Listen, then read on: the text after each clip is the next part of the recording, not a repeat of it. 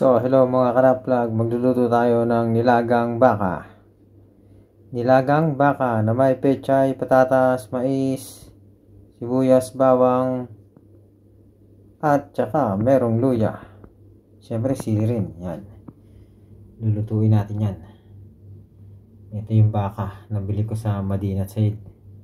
Ano to, 15 dirham per kilo. Pero Bengali yun, kaibigan ko.